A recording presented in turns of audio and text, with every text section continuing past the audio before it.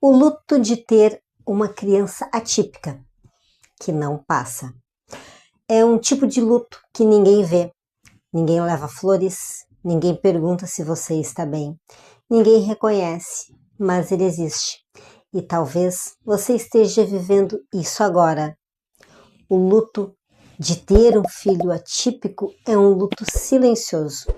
É um luto que não acontece porque alguém se foi, mas porque algo dentro de você precisou ser deixado para trás.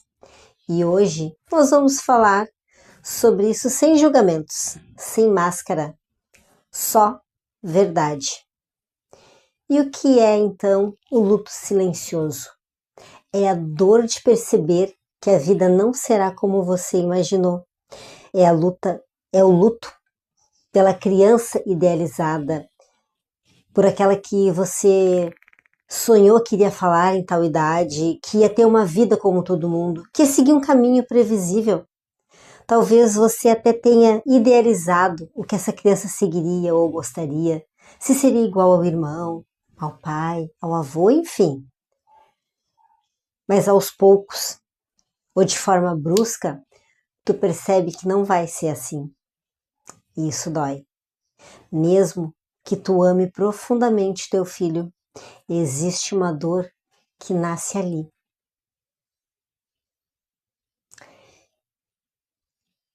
No dia do diagnóstico, e essa dor não te faz uma mãe ou um pai ruim, te faz humano. E por que ninguém fala sobre isso? Porque existe medo do julgamento, da culpa. Como alguém pode dizer que está em luto se o filho ainda está vivo?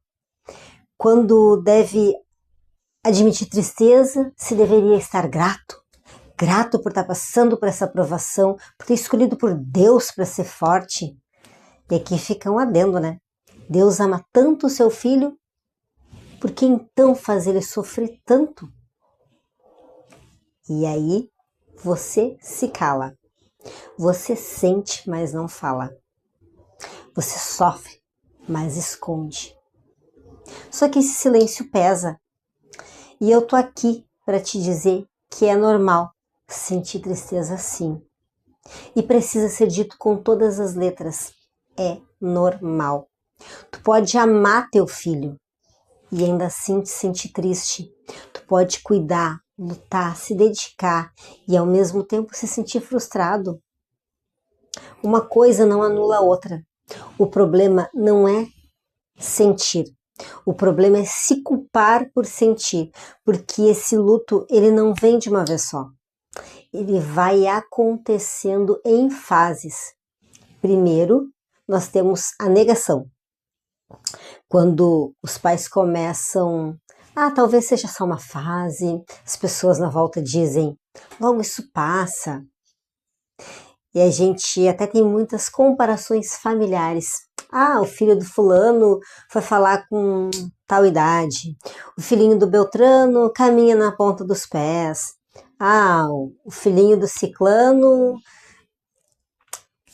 se desorganiza quando tem muito barulho.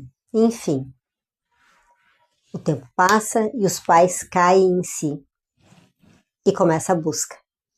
Terapias, diagnósticos, exames, respostas, esperança intensa. E depois que a família já está inserida nesse contexto de busca constante, vem a frustração, porque o tempo vai passando, a criança vai crescendo e os resultados não vêm como a família esperava, como as expectativas. Tudo é demorado. E vem a dor silenciosa, quando realmente tu começa a entender, mas não aceita totalmente. E aos poucos, quanto mais vai se buscando trabalhar isso tudo internamente, a aceitação começa a surgir. Mas ela é diferente de outros lutos, porque esse luto não termina, mesmo que tu aceite. Ele se transforma. E aí existe um momento bem difícil de ser explicado, onde a esperança deixa de ser aquela fantasia, aquela ilusão e começa a virar uma realidade. Não é que tu deixa de ter esperança, mas essa esperança se modifica. Ela sai do meu filho vai ser como eu imaginei, como eu sonhei, e vai para meu filho vai ser quem ele é, e eu vou aprender a caminhar com isso. E esse processo ele dói. Esse processo corta profundamente um pai, uma mãe atípicos.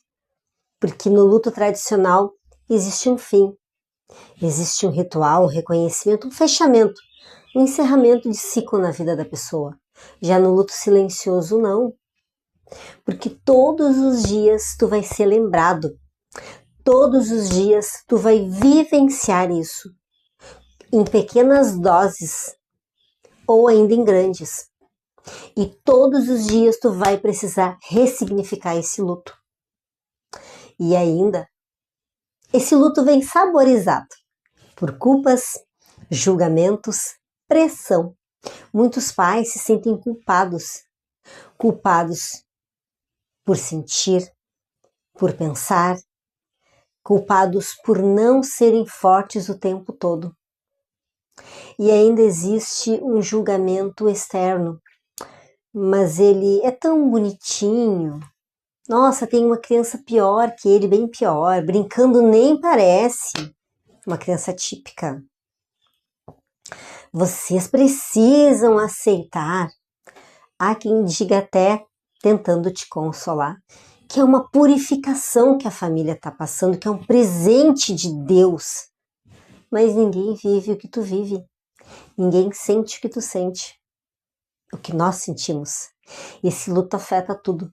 Afeta o relacionamento do casal, afeta a relação com outros filhos, afeta a saúde mental e emocional, afeta a grande família e os amigos, porque gera afastamentos, sobrecarga, cansaço extremo.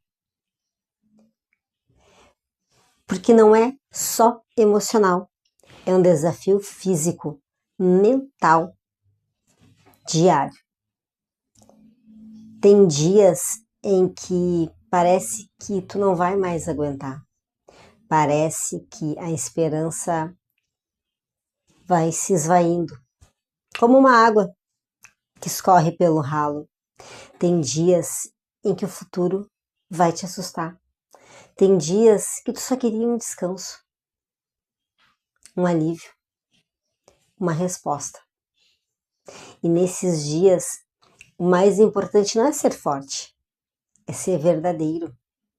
É olhar para dentro de si e buscar um apoio, que mesmo que seja virtual, aqui mesmo, nesse canal, eu tenho envios de Reiki, tenho práticas terapêuticas para que você possa fazer e ter um pouco de alívio, ter um pouco desse consolo, de aceitação. Até porque a aceitação ela não acontece de uma vez, ela é uma construção. Acontece em pequenos momentos, quando tu para de te comparar e começa a enxergar como ele é. Quando tu percebe pequenas evoluções, quando você se permite amar sem expectativas. Porque aceitar não é desistir, é olhar com verdade. Porque o amor, ele não diminui, mas ele amadurece. Ele sai do ideal e vai para o real. E o amor real é mais forte, é concreto. O amor real simplesmente aceita. E ele também te impulsiona a melhorar como pessoa a cada dia. Lembra sempre que você não precisa passar por isso sozinha, sozinho. Procure terapias, grupos de apoio. Procure a sua espiritualidade, que é diferente de religiosidade. Procure outras mães e pais que entendem, porque muitas vezes só o fato de você falar já te cura. Compartilhar, colocar para fora aquilo que tu está sentindo, alivia. Às vezes, a gente só precisa ser ouvido, ouvida, porque esse luto não passa, mas ele pode se transformar. Ele pode gerar consciência, força, empatia e propósito na tua vida, porque tu não escolheu esse caminho, mas tu pode escolher como tu vai caminhar nele. E se esse vídeo te tocou, saiba que você não está sozinho. E talvez, pela primeira vez, você possa dar um nome àquilo que você sente internamente. E isso já é o começo da tua cura. Compartilhe esse vídeo com quem possa estar precisando ouvir essas palavras, refletir sobre esse assunto e deixe nos comentários. Se inscreva no canal para receber mais vídeos sobre espiritualidade universalista e terapias. E até o próximo.